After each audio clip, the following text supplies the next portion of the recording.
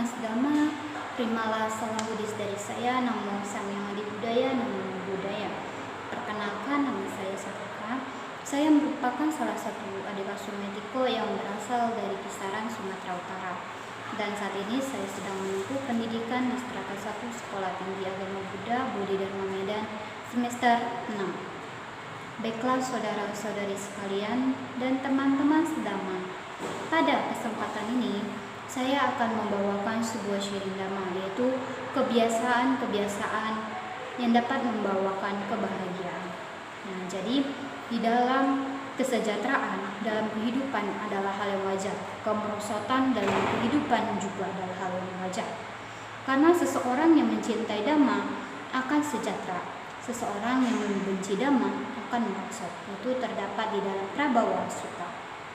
Cita-cita atau tujuan hidup manusia pada umumnya adalah mencapai kesejahteraan lahir dan kebahagiaan batin, karena manusia terdiri dari dua unsur, yaitu lahir atau rupa dan batin atau nama, maka keduanya saling berkaitan. Bila hanya memiliki kesejahteraan lahiriah saja, misalnya memiliki kekayaan tetapi tidak ada ketentraman dan kedamaian batin, pasti tentu tidak akan terciptanya kebahagiaan. Dengan demikian, kebahagiaan batin juga tidak akan terwujud apabila terpenuhinya kesejahteraan lahiriah. Jadi dalam hal ini, agama Buddha atau lebih dikenal dengan Buddha Dhamma adalah ajaran yang dapat membuat manusia mencapai kebahagiaan dan kesejahteraan tersebut. Kebahagiaan dan kesejahteraan dapat dicapai melalui Dhamma yang telah diajarkan oleh guru kita, yaitu Sang Buddha. Dan kebahagiaan menurut agama Buddha itu terbagi menjadi dua macam. Yang bersifat duniawi atau lokia disebut kebahagiaan duniawi, yang bersifat di atas duniawi atau lokutara yang tercapai kebahagiaan tertinggi atau nirvana. Walaupun ajaran Sang Buddha ditunjukkan sebagai tercapainya kebahagiaan tertinggi yaitu nirvana, namun karena tidak ada manusia yang mencapainya dalam kehidupan sekarang, maka Sang Buddha pun menerangkan jalan untuk mencapai kebahagiaan duniawi. Dalam uraian ini akan dibahas adalah khusus tentang kebahagiaan duniawi. Untuk itu, di sini saya akan menjelaskan ada 4 macam kebahagiaan. Di dalam Anguttara Nikaya dikatakan bahwa 4 kebahagiaan yang dapat dicapai oleh perumah tangga, yaitu yang pertama adalah ati sukha. Apa itu ati sukha? Yaitu kebahagiaan karena memiliki kekayaan atau harta benda. Dengan memiliki kekayaan, maka kita dapat terhindar dari munculnya pikiran-pikiran atau perbuatan-perbuatan yang tidak baik, seperti penipuan, pencurian, perampokan, penodongan, dan lain-lain. Kita akan terhindar dari perasaan cemas atau gelisah dalam memenuhi kebutuhan sehari-hari.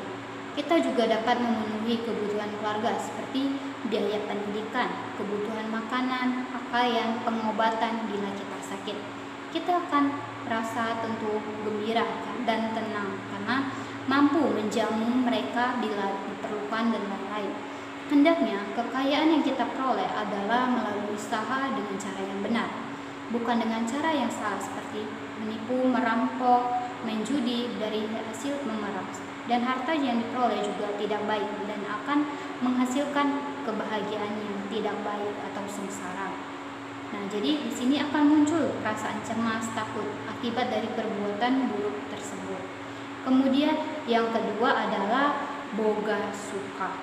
Apa itu boga sukha? Yaitu kebahagiaan karena dapat menikmati kekayaan yang dimiliki. Apabila seseorang memiliki kekayaan namun tidak dapat dinikmati kekayaan itu, maka ia tidak akan bisa merasakan kebahagiaan. Misalnya karena ia sakit, sehingga makanannya harus diatur dan dibatasi. Atau walaupun ia karena kaya tapi pelit, untuk memenuhi kebutuhan sehari-hari dilakukan dengan cara yang terbatas. Maka orang seperti ini percuma memiliki materi yang berlimpah-limpah, tetapi hidupnya seperti orang miskin. Karena Sang Buddha mengatakan bahwa salah satu kebahagiaan yang dapat diperoleh seorang rumah tangga adalah bila ia dapat menikmati harta yang telah dimilikinya. Kemudian yang ketiga adalah anan sukha. Ananya sukha, yaitu kebahagiaan karena tidak mempunyai hutang. Nah, jadi pada umumnya orang ingin menjadi kaya atau setidaknya ingin kelihatan sebagai orang kaya. Mereka berpikir apabila memiliki rumah mewah, mobil mewah, berpakaian yang harganya mahal, perhiasan yang mencolok, makanan selalu di rumah itu selalu enak atau terkenal, maka ia dikenal sebagai orang kaya. Tetapi kalau kemampuan yang ada padanya hanya pas-pasan, sedangkan keinginannya begitu besar, maka tak jarang banyak orang ingin memiliki semua itu dengan cara berhutang. Pinjam uang dari bank, tetangga, teman, dan lain-lain. Akhirnya karena utangnya bertumpuk-tumpuk, maka hidupnya selalu diliputi kegelisahan, kecemasan, dan kekhawatiran karena dikejar-kejar oleh penagih utang. Sehingga dikatakan orang yang memiliki hutang cenderung hidupnya tidak tenang dan tidak bahagia. Orang yang tidak memiliki hutang kepada siapapun dan dalam hal apapun, baik besar maupun kecil, dia akan mengalami kebahagiaan dan sukacita. Ia tidak akan memikirkan hutangnya karena memang ia tidak punya hutang. Kemudian yang selanjutnya, yang keempat adalah ana waja suka, yaitu kebahagiaan karena tidak tercela. Sebagai makhluk sosial, manusia berada dan hidup dalam kelompok masyarakat di mana terdapat norma-norma yang batasan-batasan mengenai perbuatan seseorang yang ada di dalam lingkungannya. Bila seseorang berperilaku atau bertindak tidak sesuai dengan aturan, norma atau batasan yang berlaku di masyarakat tersebut, maka ia akan mendapat celaan dan tidak dihormati dalam lingkungan masyarakat. Namun, bila ia bertingkah laku sesuai dengan norma-norma yang ada, maka hidupnya tidak tercela.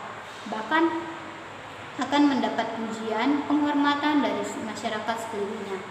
Jadi, kejadian yang sering terjadi yaitu seseorang yang sudah mengaku kaya tetapi kekayaannya dari hasil yang tidak baik seperti menipu, memeras, korupsi, maka hidupnya akan tercela atau ternoda.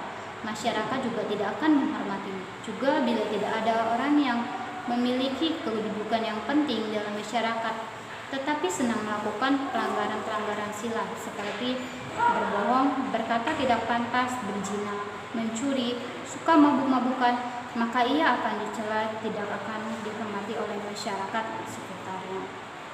Nah, jadi dari 4 kebahagiaan ini dikelompokkan menjadi 2 bagian. Kebahagiaan yang disebabkan materi atau harta benda dan kebahagiaan yang disebabkan oleh non materi, harta batin. Lalu bagaimana untuk memperoleh kedua kebahagiaan ini? Nah, jadi cara memperolehnya dari sudut pandang kebahagiaan duniawi, yaitu untuk memperoleh kebahagiaan dalam kehidupan sekarang ini, lakukanlah hal-hal berikut. Apa saja itu?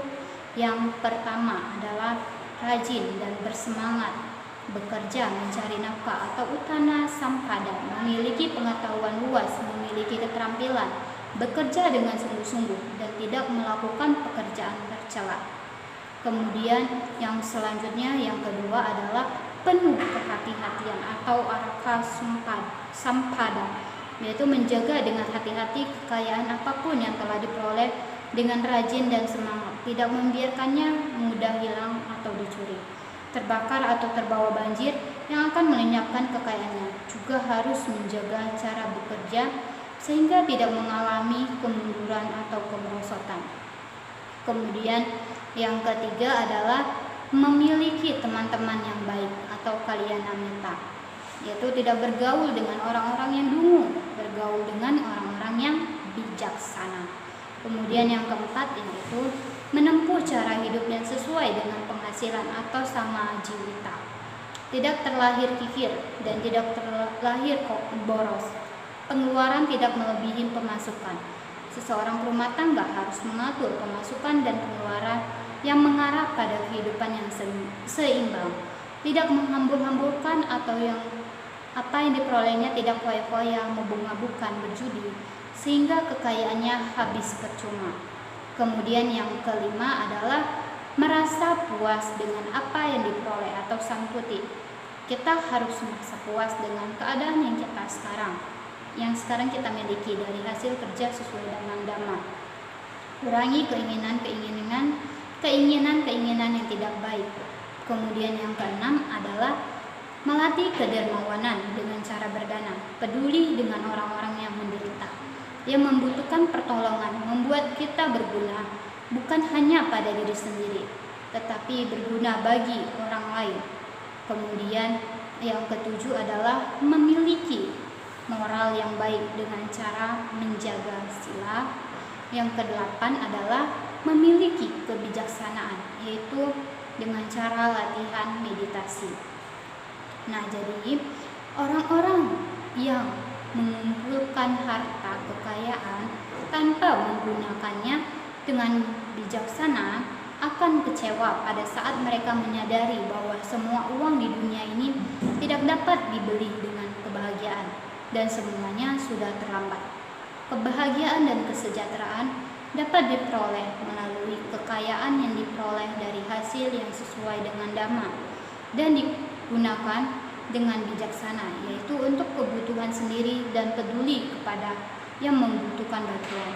Tak seorang pun yang bahagia dan sejahtera jika ia mencari kekayaan dengan melanggar dhamma. Ingatlah, seseorang yang mencintai dhamma akan sejahtera dan seseorang yang membenci dhamma juga akan merosot. Nah, saudara-saudari sekalian, demikianlah hasil dhammadesana yang bisa saya sampaikan. Saya mohon maaf apabila ada kesalahan dalam tutur kata. Dan saya akhiri, semoga dapat bermanfaat bagi kita semua. Namo Sang Hyang Adi Budaya, Namo Buddhaya.